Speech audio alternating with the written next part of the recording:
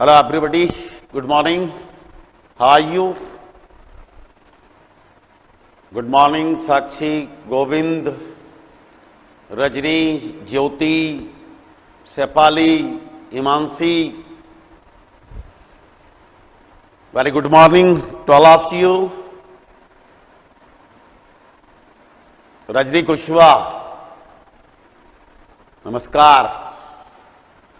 अच्छा, आज हम लोग इसके 3-4 स्ट्रक्चर पढ़ने के बाद आज हम कुछ एरर्स एंजॉय करेंगे, राइट? आज हम क्या कुछ एरर्स को एंजॉय करेंगे और एरर्स देखेंगे हम। क्या सब लोग एग्रीड हैं क्या एरर्स के लिए? बोलिए।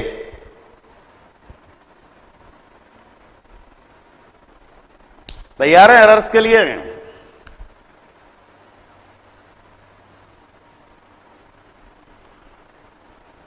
तो चलो हम लोग स्टार्ट करते हैं यहां से। सबसे पहले हमने कल देखा था, सबसे पहले हम 3-4 स्ट्रक्चर इसके कंप्लीट करेंगे और 3-4 स्ट्रक्चर्स लेने के बाद now I teach you how to detect an error, और एरर को फैक्ट्स के हिसाब से कैसे निकाला जाता है, राइट? फैक्ट्स कि हम फैक्ट्स के हिसाब से उसको कैसे निकालेंगे एरर के लिए, हेंस प्रूव्ड कैसे करेंगे। If we are alone, no one is there, means teacher is not present there, now you have to find out an error in what way you can. Yes you can, मैं आपको बताऊंगा कि आप कैसे करेंगे उसके लिए। तो चलिए, और वहां पर आपको एक चीज और समझ में आएगी, the importance of basics. Errors में आपको एक चीज समझ में आएगी, द इंपॉर्टेंस ऑफ बेसिक्स। फिर मैं एक दिन, कल आपका एक क्लास काय का लूंगा, सीक्वेंस का, PQRS। वहां पर भी मैं आपको सिखाऊंगा कि PQRS को हम किस तरीके से निकालते हैं, राइट? अब देखिएगा आप, आज का सबसे पहले हम 3-4 इसके पॉइंट क्लियर करेंगे, क्योंकि ये एक सीक्वेंस में चल रहा है, नहीं फिर सीक्वेंस गड़बड़ा जाएगी, राइट? तो कल जैसा कि हमने पढ़ा था ये पॉइंट, राइट? ये पॉइंट हमने पढ़ा था ये वाला, राइट? तो इसमें क्या था कि मैंने आपको बताया था एक डू डज नथिंग, उसके बाद what, man verb first form का यूज। इसके बाद मैंने आपसे कहा कि जो डू डज नथिंग की जगह और कोई ट्रांसिटिव वर्ब या कोई लिंक वर्ब का वहां पर यदि यूज हुआ तो फिर आप वर्ड के बाद 2+ मैन वर्ब फर्स्ट फॉर्म का यूज करेंगे। काय का यूज करेंगे? वर्ड के बाद आप 2+ मैन वर्ब फर्स्ट फॉर्म का यूज करेंगे। वर्ड के बाद आप काय का यूज करेंगे? 2+ मैन वर्ब फर्स्ट फॉर्म का यूज करेंगे। वर्ड यहां पर देखिए आप, व्हाट। अब देखिए यहां पर वर्ब में, यहां पर ना तो डू ऑब्लिक डज है, ना यहां पर कोई वांट वगैरह वगैरह कोई वर्ब है, राइट? डायरेक्ट आपके पास क्या है? स्टैटिक वर्ब है। आगे ना बात समझ में हो गया? क्लियर? बराबर। तो यहां पर हम काय का यूज किया? वर्ड के बाद डायरेक्ट नाउन आएगा, राइट? यदि यहां पर आपका डू डज होता तो बात अलग हो जाती, वांट या लाइक होता तो फिर वर्ड के बाद क्या आ जाता? आपका 2+ मैन वर्ब फर्स्ट फॉर्म आ जाता, राइट? आगे की तरफ चलते हैं और अगले पॉइंट पर बात करते हैं। तो ये कंसेप्ट क्लियर है आप लोगों का ना? नेक्स्ट वन, अगला पॉइंट है हमारा यहां पर subject plus verb in oblique eight each and every. Here is a point. Normally each और एवरी का जो यूज है वो साथ में नहीं होता। ईच और एवरी का जो यूज है वो हम साथ में नहीं करते, लेकिन सेंटेंस को एम्पैथिक बनाने के लिए, एम्पैथिक बनाने के लिए हम ईच और एवरी का यूज साथ में कर सकते हैं, राइट? ध्यान रखना, फर्स्ट हमेशा ध्यान रखना, ईच और एवरी का यूज आप साथ में नहीं कर सकते। अच्छा, और ईच एंड एवरी का जो यूज है वो एम्फसाइजिंग के लिए हम कर सकते हैं साथ में, राइट।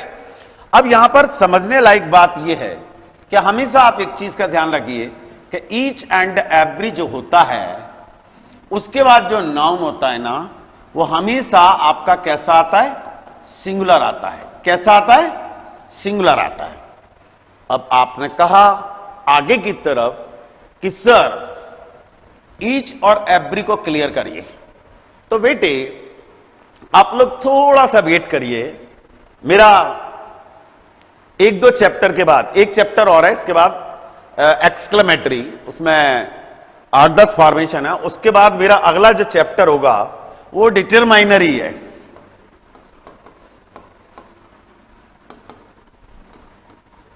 राइट, वहां पर आपका मैं some, any, right, each, every, another, other, few, little, a few, a little, the little, either, both, right, मैं वहां पर पूरे के पूरे कंसेप्ट क्लियर कर दूंगा। राइट, तो यहां पर आपको फिलहाल में ये याद रखना है कि ईच एंड एवरी, और ईच एंड एवरी के बाद जो भी नाउन आएगा वो आपका कैसा आएगा, सिंगुलर आएगा। अच्छा, यहां पर एक चीज का आपको और ध्यान रखना है कि जब एम्फसाइज होगा वो, तो यहां पर केवल दो ही प्रीपोजिशन का यूज होगा, या तो इन या फिर आपका एट। या तो आप इन प्रीपोजिशन का यूज करेंगे या फिर आप काय का यूज करेंगे, एट प्रीपोजिशन का। हो गया क्लियर, कोई परेशानी यहां पर।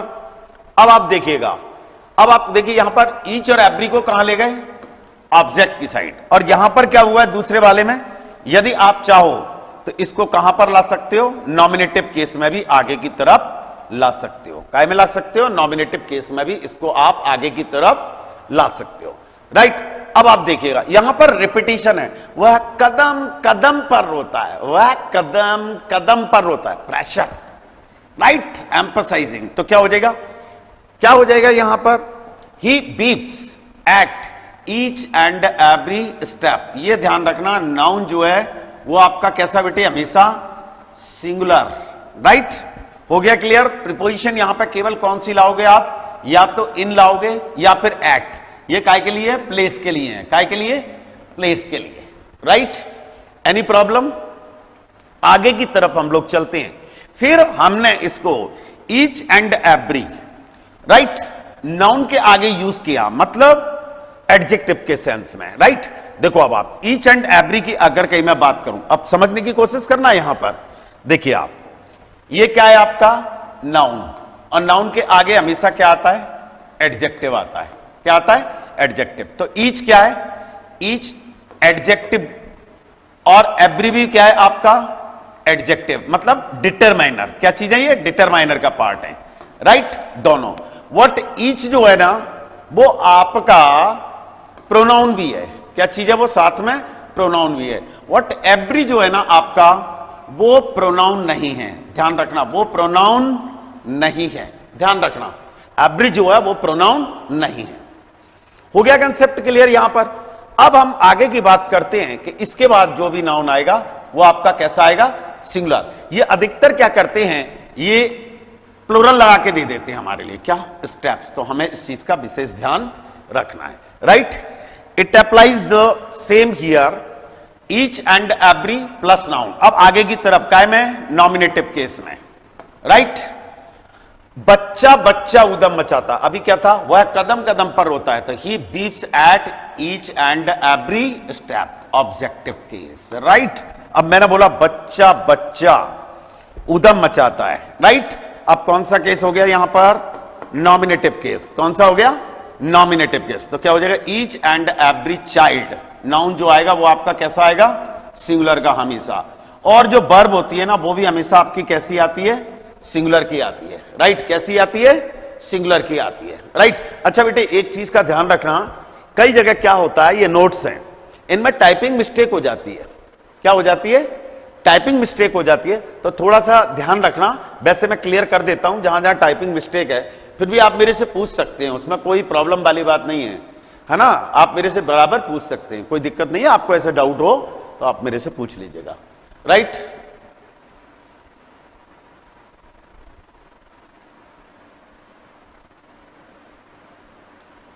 डिटरमाइनर और बिच में क्या पता उदयभान आप क्या लिख रहे हैं, राइट।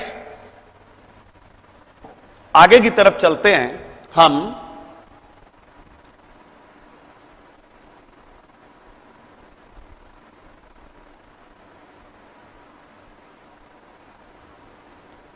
अब यहां पर आप अगले पॉइंट को समझने की कोशिश करें।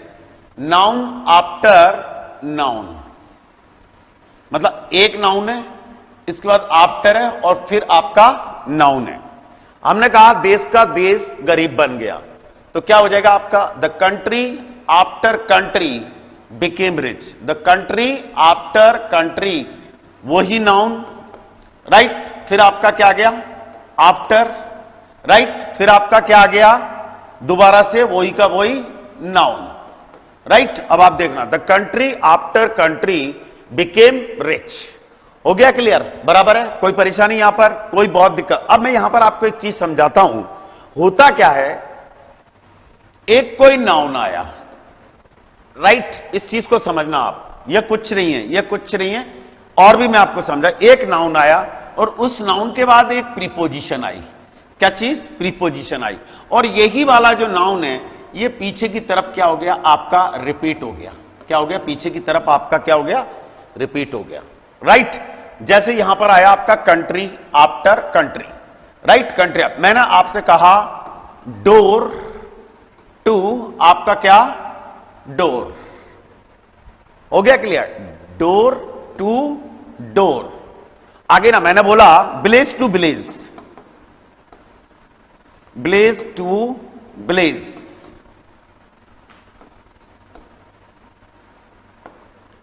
बीमन आफ्टर बीमन, वीमन आफ्टर। अब यहां पर जो सीखने लायक चीज है वो सीखिए आप काय के हिसाब से, कंपटीशन के हिसाब से। ये तो नॉर्मल बात हो गई, यहां आप सीखिए यहां पर काय के हिसाब से, कंपटीशन के हिसाब से, राइट। अब हम देखते हैं यहां पर पॉइंट है यहां पर सीखने लायक कि जब जो नाउन पहले आया है और वो प्रीपोजिशन के बाद वही का वही नाउन पीछे की तरफ रिपीट हो जाए, तो सबसे पहले तो ये ध्यान रखना कि ये दोनों नाउन जो होते हैं ये सिंगुलर ही होते हैं। कैसे होते हैं, सिंगुलर, राइट। नाउन कोई प्रीपोजिशन, उसके बाद वही का वही नाउन रिपीट हो रहा है। ध्यान रखना नाउन सेम होना चाहिए, इधर भी डोर है तो उधर भी डोर है, ब्लेज है तो इधर भी ब्लेज है। तो ये चीज का ध्यान रखना कि जो दोनों नाउन है वो आपके हमेशा कैसे होंगे, नाउन जो होंगे वो आपके कैसे होंगे बेटे, सिंगुलर होंगे। कैसे होंगे वो नाउन, सिंगुलर होंगे, राइट। इनमें कभी भी इनका प्लूरल मत बना देना, राइट। प्लूरल मत बना देना, अदरवाइज ये क्या हो जाएगा आपका, एरर हो जाएगा, राइट। क्या हो जाएगा, ये एरर हो जाएगा, बराबर। कंसेप्ट क्लियर है, कोई प्रॉब्लम यहां पर, तो एम्फसाइज देने के लिए हम इसका यूज करते हैं। तो यहां आफ्टर से ही लेना देना नहीं है। आगे ने बात समझ में, यहां पर जितने भी आपके वहां ल्यूसेंट में दिए हुए हैं, आगे ने बात समझ में, आप वहां से पढ़ सकते हैं। हो गया clear, door to door, village to village, school to school. आगे ने बात समझ में, पेरेंट्स टू पेरेंट्स, सब दिए हुए हैं वहां पे इडियोमैटिक एक्सप्रेशंस। आप इनका ध्यान रखें कि ये दोनों नाउन आएंगे वो आपके कैसे आएंगे, सिंगुलर आएंगे, और वो प्रीपोजिशन आएगी एक बीच में, राइट। अब इसके बाद यहां पर एक चीज और आती है कि यहां ये पास्ट टेंस था, बिकेम, तो सिंगुलर प्लूरल सबके साथ में हम काय का यूज करते हैं, सेकंड फॉर्म का। वर्ड में आपकी वर्ब भी क्लियर कर दे रहा हूं, राइट। हमेशा इस चीज का ध्यान रखना कि noun plus preposition plus noun के बाद जो वर्ब आएगी ना, जो वर्ब आएगी आपकी, वो हमेशा सिंगुलर आएगी। कैसी आएगी, सिंगुलर। आगे ना बात समझ में, मान लो यहां पर ये प्रेजेंट टेंस होता, ये यहां पर कौन सा टेंस है, पास्ट है, राइट। ये यहां पे यदि आपका प्रेजेंट टेंस होता, कौन सा होता, प्रेजेंट टेंस होता, राइट। तो यहां पर बिकेम नहीं होता, फिर आपका यहां पर होता आपका बिकम्स। कंसेप्ट क्लियर, कोई परेशानी यहां पर, तो क्लियर कर दिया मैंने पूरा का पूरा उठा के, राइट। नाउन कोई प्रीपोजिशन, नाउन क्लियर है, दोनों नाउन हमेशा कैसे रहेंगे? सिंगुलर रहेंगे, कभी भी प्लूरल नहीं रहेंगे। वर्ब जो आएगी वो आपकी कैसी आएगी? सिंगुलर की आएगी। मैटर खत्म।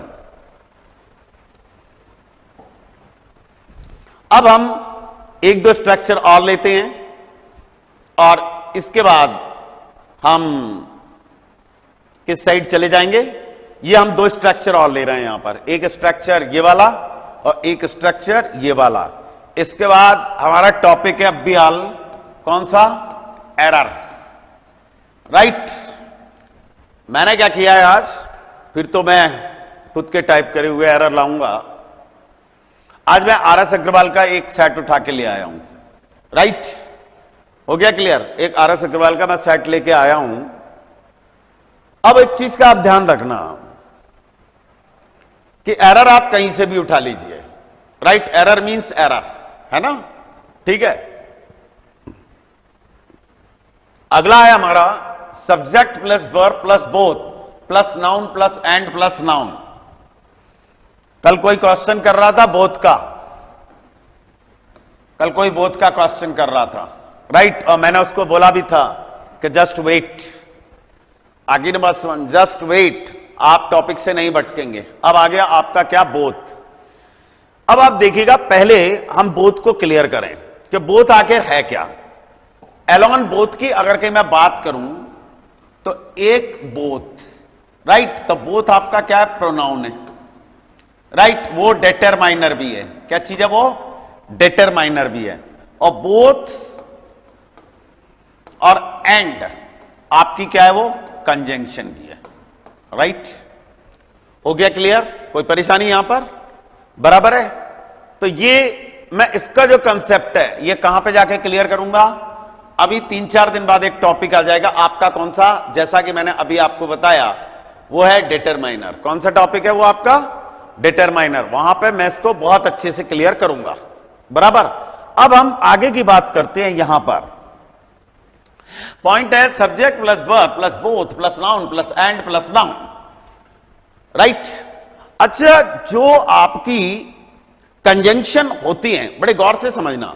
जैसे मैंने आपको बताया कि सिंपल कोऑर्डिनेटर और आपका कौन सा? Correlative coordinator.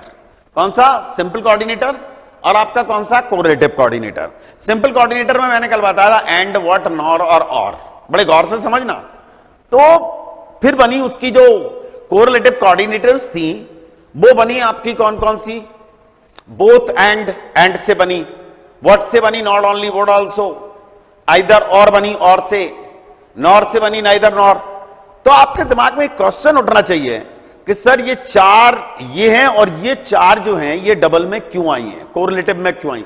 कुछ नहीं होता, वो चारों की चारों जो हैं both and, not only what also, either और, नाइदर नॉर, ये सिर्फ और सिर्फ एम्फेसाइजिंग के लिए यूज की जाती है। काय के लिए यूज की जाती है?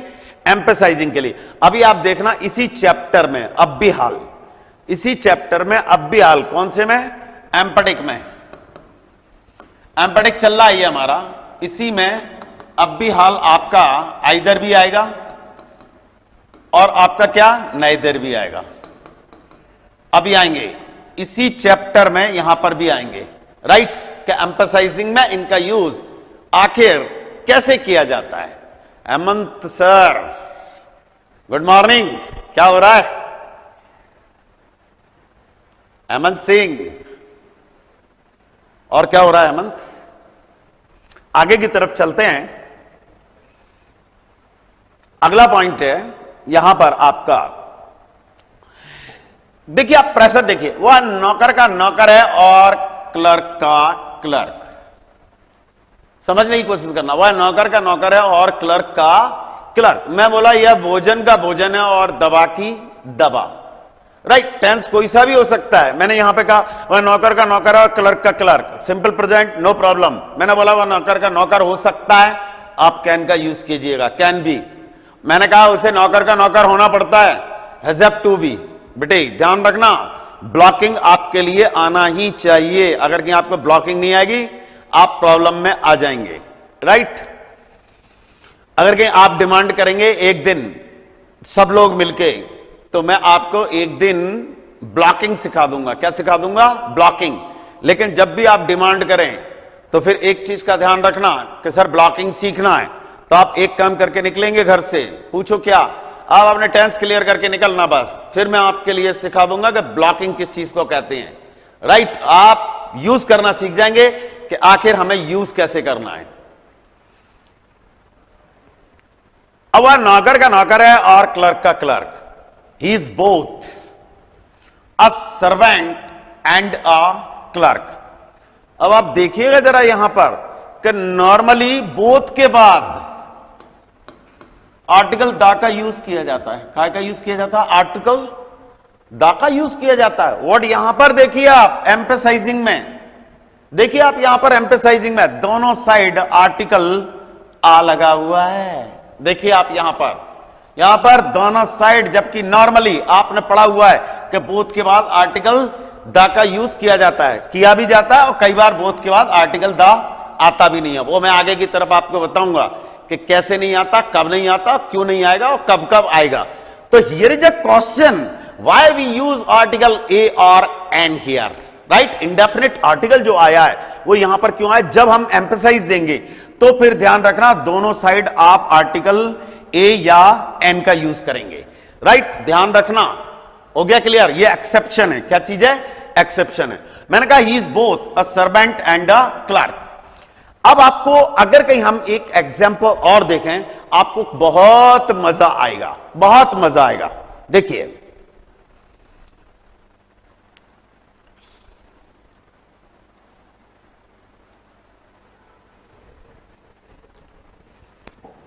देखिए मैंने यहां लिखा कि यह भोजन का भोजन है, भोजन का भोजन है, और दवा की दवा, और दवा की दवा, राइट। तो क्या हो जाएगा आपका? It is both, it is both, right, it is both a food and a medicine। अब आप देखिएगा यहां पर दोनों साइड आ गया। अब आप समझने की कोशिश करना, it is both a food and a medicine.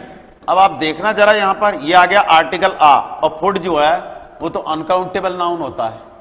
कैसा होता है? अनकाउंटेबल। अनकाउंटेबल के साथ कभी भी आर्टिकल ए और एन का यूज नहीं करते। M I right? Article a और एन का यूज नहीं करते। बिल्कुल गलत फहमी में मत रहना, बिल्कुल गलत फहमी में मत रहना बेटे। मैं आपको आर्टिकल्स के पॉइंट बता रहा हूं, आप कहां से पढ़िए। मैं बता रहा हूं, पढ़ाऊंगा मैं अपनी जगह पर पढ़ाऊंगा बेटे, आप कहां से पढ़ेंगे मैं आपको जगह बता रहा हूं। यह नहीं कि मेरी फेवरेट बुक है, मेरे हिसाब से तो जो बेहतर लिखे, राइट, जो आपको बेहतर समझा सके, वो किताब बेटे बेस्ट होती है। आप कुछ मत करना, आर्टिकल्स ल्यूसेंट में पढ़ना, और अगर कहीं उसमें और भी शानदार आपको आर्टिकल पढ़ना है जिससे आपको यह समझ में आएगी कि आर्टिकल रियल में हमें पढ़ना कौन से होते हैं, एग्जाम के हिसाब से आर्टिकल किस तरीके से आते हैं, वो हमारे लिए देखना होता है। ये नहीं कि वो a pen, bat, elephant, what is this, what is this यार। एलकेजी के स्टूडेंट हो क्या? कंपटीशन की तैयारी कर रहे हो? हां, अब ये हो सकता है कि आप पेन के आगे आर्टिकल आ क्यों लगा, तो अब एक कंपटीशन वाले को यह पता होना चाहिए कि ये आर्टिकल, मैंने आपसे कहा कि इट इज अ पेन, वो सिंगुलर काउंटेबल नाउन अपनी जगह पर है, लेकिन एक जो कंपटीशन का टीचर होता है उसको कुछ अलग तरीके से इसको डिफाइन करना चाहिए। Now how to define this is pen. अगर कहीं हम पेन को डिक्शनरी में देखें, पेन को यदि हम डिक्शनरी में देखें तो वो नाउन और वर्ब दोनों है, वो नाउन भी है और वो वर्ब भी है। समझने की कोशिश करना, वो क्या है? वो नाउन भी है बेटे और वो वर्ब भी है। अब एक मिनट के लिए यहां पर है आपका sentence, it is a pen, आपने उसको किस सेंस में यूज किया है? नाउन के में। और अगर कहीं आपने यहां पर ये आर्टिकल नहीं लगाया तो अब ये किस सेंस में यूज हो गया? वर्ब के सेंस में हो गया। काय के सेंस में यूज हो गया? ये वर्ब के सेंस में। और इज एम आर के बाद कभी भी मैन वर्ब फर्स्ट फॉर्म का यूज नहीं किया जाता, इस वजह से यहां पर हम आर्टिकल का यूज करते हैं। This is the point. आगे ने बात समझ में हो गया? क्लियर? बराबर है? मिस्टर विपिन धाकड़, आप कंजंक्शन पढ़ रहे हैं क्या? The new students are both, ठीक है ना, comes on time and takes interest in their work. मैं बोथ और एंड कंजंक्शन नहीं पढ़ा रहा मिस्टर विपिन आपके लिए, ठीक है ना, मैं आपको कंजंक्शन नहीं पढ़ा रहा, राइट? यहां पर कोई कंजंक्शन नहीं है। कंजंक्शन का चैप्टर जब आएगा तो वो मैं आपको कंपाउंड में अलग से पढ़ाऊंगा, राइट? तो कंसेप्ट क्लियर है यहां पर? बराबर है? साफ है एकदम? अपने ध्यान को डाइवर्ट मत करो मिस्टर विपिन, आपकी आदत है ध्यान को डाइवर्ट करने की, ठीक है कि नहीं? Be point to point. आगे की तरफ हम चलते हैं कि हमारा अगला पॉइंट क्या कहता है। अब अगले पॉइंट पे हम लोग बात करते हैं यहां पर कि मैंने लिखा था, सॉरी वो मेरे से, यह भोजन का भोजन है, भोजन का भोजन है और दवा की दवा, दवा की दवा। अब just try to understand, it is both a food and a medicine, right? अब ये फूड जो है ये कैसा नाउन है? ये तो अनकाउंटेबल है, राइट? यहां पर आर्टिकल का यूज कैसे कर दिया? Here is a question, why you use article a और एन हियर, राइट? अब आगे की तरफ अगर कहीं हम चलें और अगले पॉइंट पर बात करें तो पॉइंट उठता है यहां पर आपका फूड। अब आप एक मिनट के लिए माना कि लेट इट बी, ये कोई चीज है और ये मैंने आपके लिए दी, समझने की कोशिश करना। मैंने कहा ले भाई, ये खाने का खाना है और दवाई की दवाई है, राइट? तो मैंने उसको क्या बना दिया? काउंटेबल बना दिया। क्या बना दिया मैंने? काउंटेबल। जब किसी अनकाउंटेबल नाउन को यदि हम किसी प्रोसेस से यदि उसको हम कैसा बनाए? काउंटेबल बनाए, तो फिर यहां पर हम आर्टिकल ए और एन का यूज कर लेते हैं। और ध्यान रखना, पूरे के पूरे लिखे हुए हैं कहां पर? ल्यूसेंट में। और अगर कहीं आर्टिकल्स को और अच्छे तरीके से समझना है तो फिर आप एक काम करना, नाउन, और नाउन में जाना, नाउन एंड केस करके एक चैप्टर है। कौन सा है? Noun and case, noun and case. आप नाउन एंड केस को पढ़ना बेटे। काय को पढ़ना? नाउन एंड केस को पढ़ना। वहां पे जब आप आर्टिकल्स को देखेंगे तब आपको समझ में आएगा कि वाकई में कंपटीशन का तो सिस्टम ही अलग होता है। और देखिए, आप एक्चुअली एरर्स में कभी ध्यान देते ही नहीं हो। आगे ना बात समझ में हो गया? क्लियर? पेन का मतलब लिखना होता है, यह होता है आई पेन आ लेटर, राइट? थोड़ा सा डिक्शनरी देखिएगा मिस्टर मुलायम वर्मा, ठीक है ना? डिक्शनरी देखिए, वहां पर पेन का डेलिनेशन दिया होगा। आई पेन अ लेटर, मैं एक पत्र लिखता हूं। पेन का मतलब लिखना भी होता है, राइट? आगे की तरफ चलते हैं। फिर पेन, पेन को अगर की नाउन में ले जाओगे तो उसके सिनोनिम पेंसिल, इंक, विंक तमाम बनते हैं, राइट? आगे की तरफ चलते हैं तो वहां पर मैंने क्या बनाया? उसको काउंटेबल बनाया, राइट? प्रॉब्लम खत्म। मैंने बोला तुम नौकर के नौकर और मैनेजर के मैनेजर हो सकते हो। You can be both, you can be both a servant and a manager. आगे ने बात समझ में? मैंने बोला यह पानी की पानी है और दूध का दूध, तो क्या हो जाएगा? It is both, it is both. आगे ने बात, तो इस तरीके से आप वहां पर उसका यूज करिए। हो गया क्लियर? आगे की तरफ चलते हैं। अगला पॉइंट है यहां पर,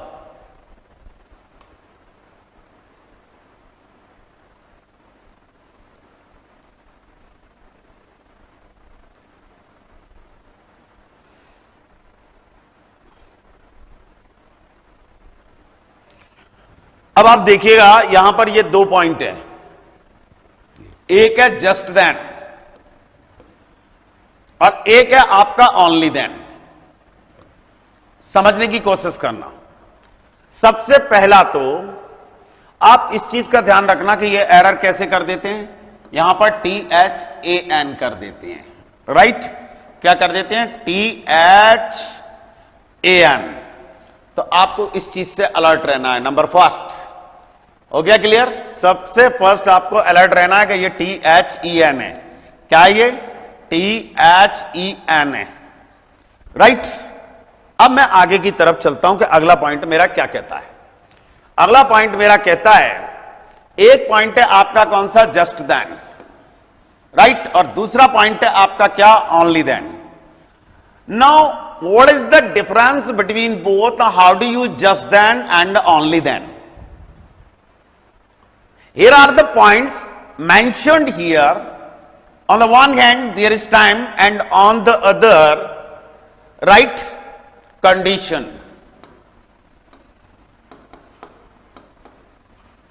कंडीशन। ओनली देन का जो यूज है वो आप काय के लिए करेंगे, कंडीशन के लिए करेंगे। आप वहां पर नोट कर लीजिए, यहां पर लिखा नहीं है, उसने टाइप नहीं किया।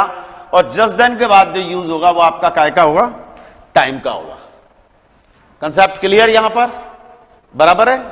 ओनली देन और जस्ट देन। जस्ट देन के बाद आप काय का यूज करेंगे, टाइम का यूज करेंगे। टाइम जब होगा तब आप जस्ट देन का यूज करेंगे, सेंस निकलेगा तभी। देखिए आप बार बार ये भी आ रहा है, राइट।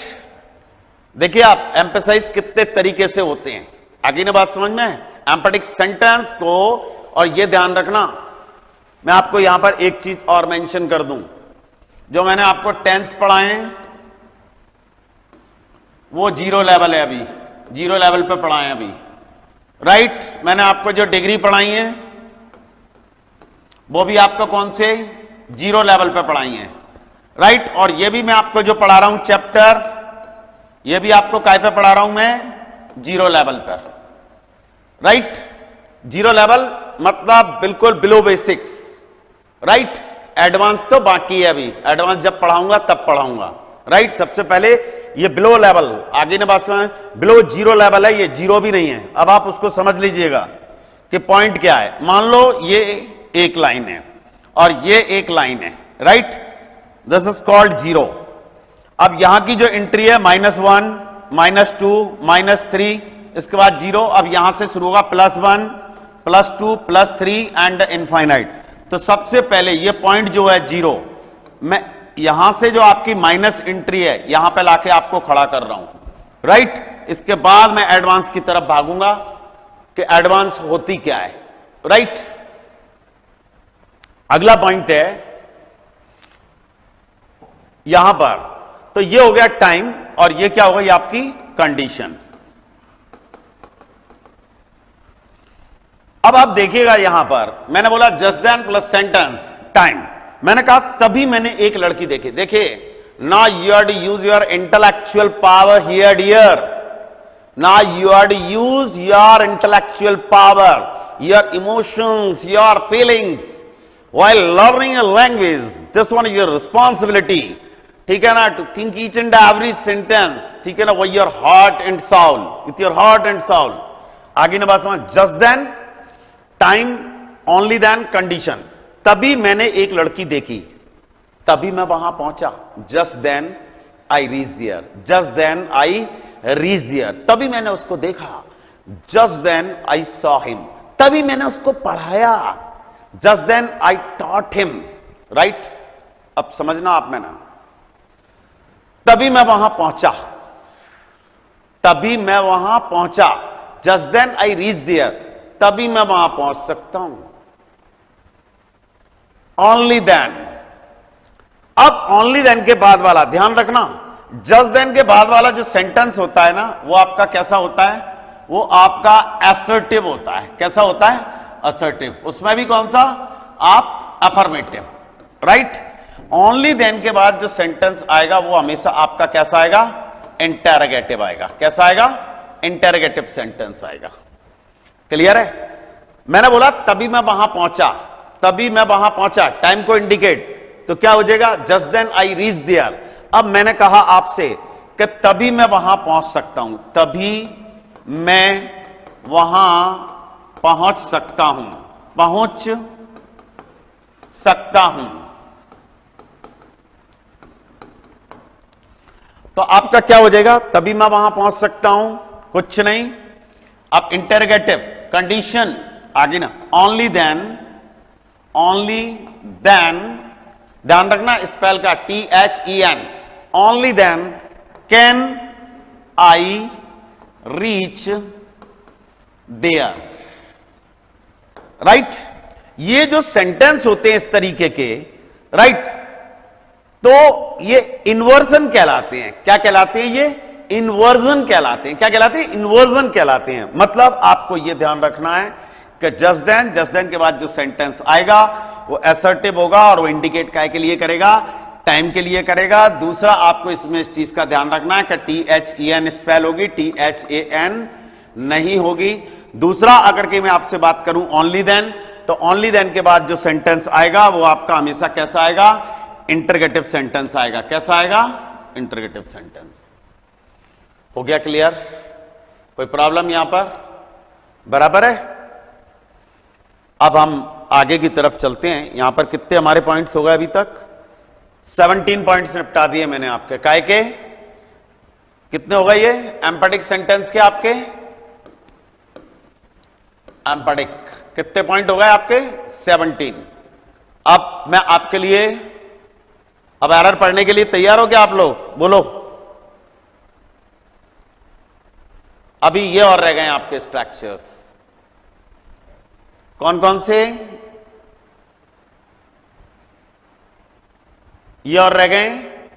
एक स्ट्रक्चर आपका 18 टू का यूज है, फिर आपका एंड सो का यूज है, राइट। और जैसा कि मैंने अब भी हाल आपसे मेंशन किया था, क्या? आइदर का, राइट। और ये मैंने आपसे यूज किया था यहां पर काय का? नाइदर का, राइट। और आगे की तरफ आप देखिएगा यहां पर कनेक्टिव तो अपनी जगह पर हैं कि इनका यूज हम एम्फेसाइजिंग में किस तरीके से करते हैं। As soon as, just as और नो सूनर। इसको मैं आगे की तरफ आपको बताऊंगा। ये ध्यान रखना, ये मैं आपको जब एडवर्ब क्लॉज ऑफ टाइम आएगा, जब एडवर्ब क्लॉज ऑफ टाइम आएगा तब मैं इसको अलग तरीके से बताऊंगा, राइट। यहां पर क्या है? ये एम्पैथिक है,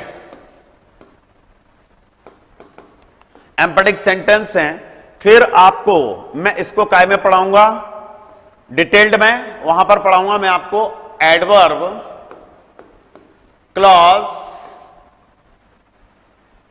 ऑफ टाइम में। काय में पढ़ाऊंगा? एडवर्ब क्लॉज ऑफ टाइम में पढ़ाऊंगा। हो गया क्लियर? कोई परेशानी यहां पर? चलें आगे। मतलब उसका यूज वहां पर कुछ अलग होगा और यहां पर कुछ अलग तरीके से हम यूज करेंगे। हो गया क्लियर?